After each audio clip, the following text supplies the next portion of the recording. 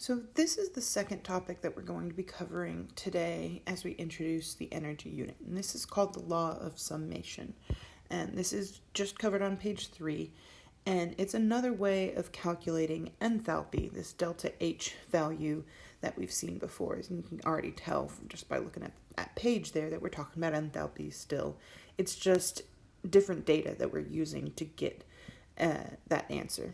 And so this law of summation, what we're going to be doing here is using the enthalpies of the products and reactants, the individual substances, what's called their enthalpy of formation, and adding up, as it says, the total enthalpy of the products and the reactants, and then we are going to be finding the difference between them, subtracting them, in order to find the enthalpy of the overall reaction.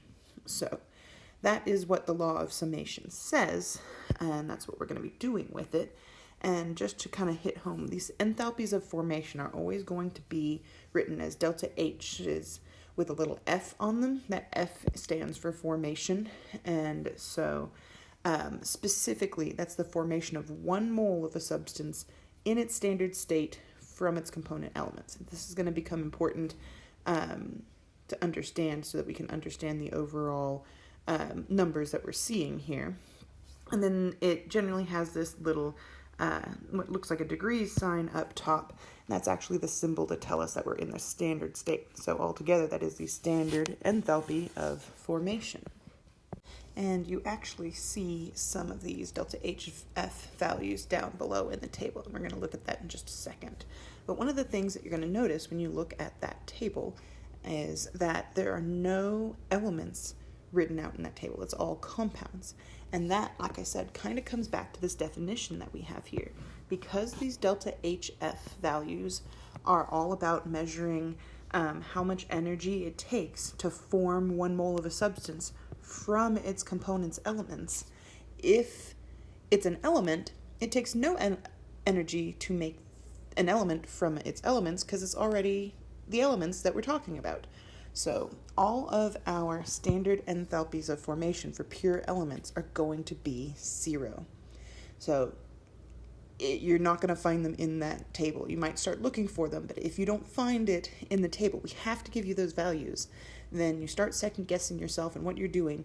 Remember, some of them are 0. I mean, it's so common because it's all elemental forms of all elements that we just leave them out of the tables entirely. Now, right underneath where you just wrote in this definition and these examples, you have this formula. And this is a very complicated formula, but it kind of matches that definition that we just wrote down. I've highlighted those areas of our definition that we just talked through, and you can see how they match up with what we're doing here. This big fancy Greek letter symbol is all about finding the sum of each of our products and reactants. And that is specifically the delta HF values of the products and reactants that we are going to be summing. And then you also see in here that the N value that we have right here is being multiplied by that delta HF of the products and reactants. And those N's represent whatever the coefficients are for our products and reactants, because as we saw in the definition of our delta HF, that is the value or the amount of energy needed to form 1 mole of a substance from its component elements. So if our chemical reaction involves more than 1 mole, we're going to need to multiply the number we've got by the number of the substance in that balanced chemical equation, which means we're going to need to have a balanced chemical equation to be able to do these problems. Now, when it comes down to it, as long as you remember to add up all of our energies from our products and our reactants and multiply by those coefficients, then all we really need to remember is that this delta H value that we're finding in the law of summation, we add up the products, we add up the reactants. That's what the summation means. But then we have to remember to do products minus reactants. So if you want to write down this kind of simpler version of it, and we're going to see this equation again in some other places in this unit, this is a really important thing to remember. Delta H in general is just products minus reactants. So let's go ahead and take a look at this table a little closer.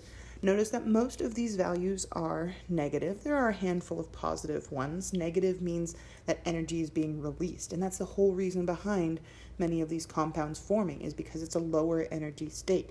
Energy is released when these elements come together. There are some positive values, though. Don't worry about why the sign is what it is, but it is important that when we include these in our equations, that we take into account that sign. But just write down exactly what's in the table in your calculation and follow through to your products minus reactants, and everything will turn out fine.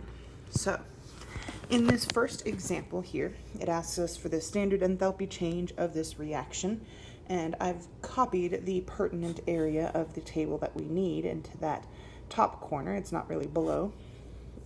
And what I like to do to start these problems, as soon as I realize that I'm going to have to be adding up the standard enthalpies from the table, then I'm going to write out that general idea.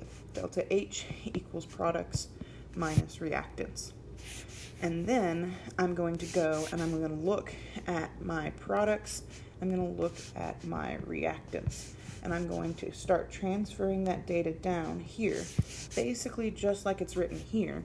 I'm going to take the 2 coefficient, but instead of writing NO2, I'm going to multiply it, or substitute in the value for NO2's bond energy, the enthalpy of formation there.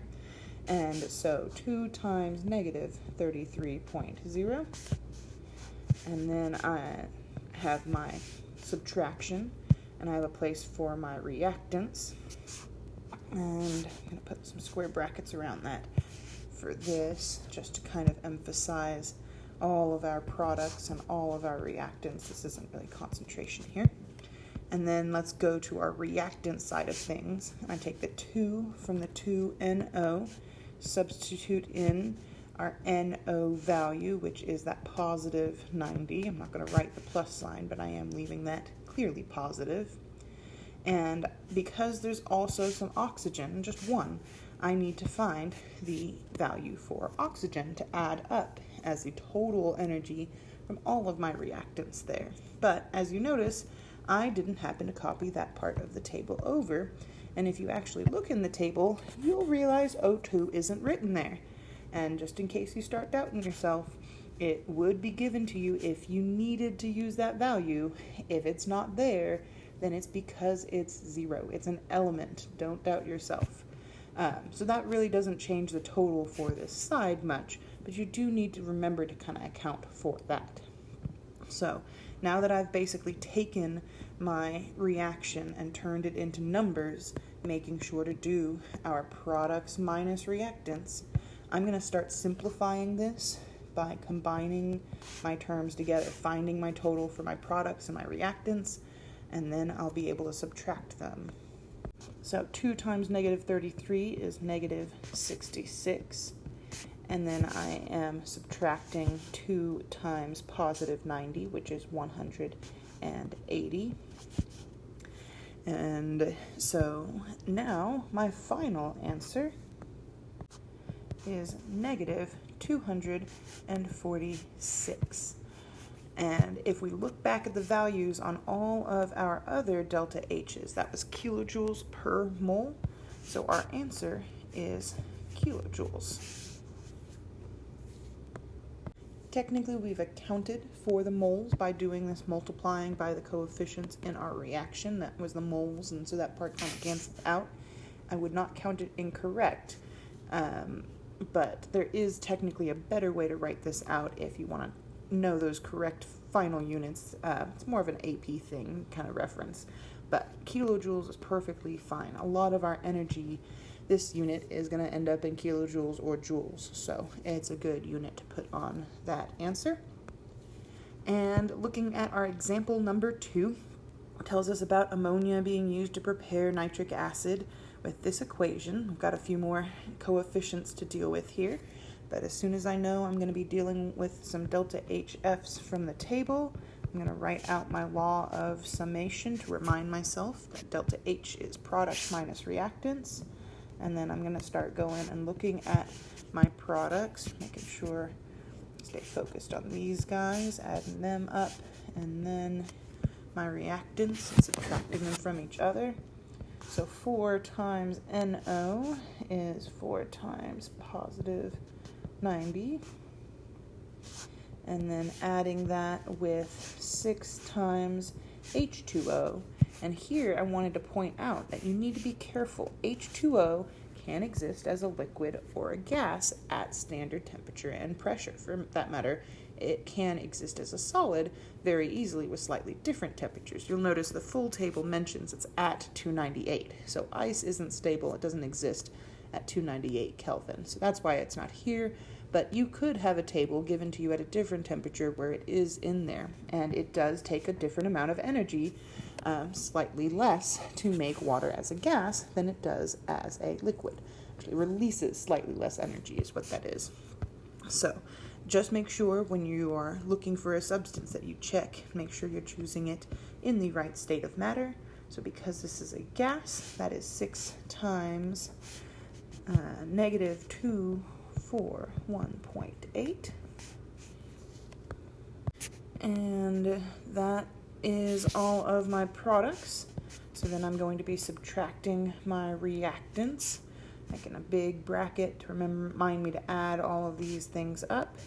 So 4 times NH3 is going to be 4 times negative 46.19.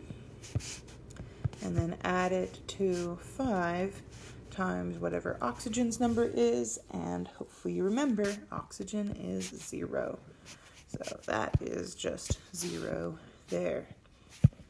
So making sure that I have the right coefficients, the right values before I do any further math, making sure my products and reactants match my equation so I can be confident as I move forward and consolidate all of these numbers together.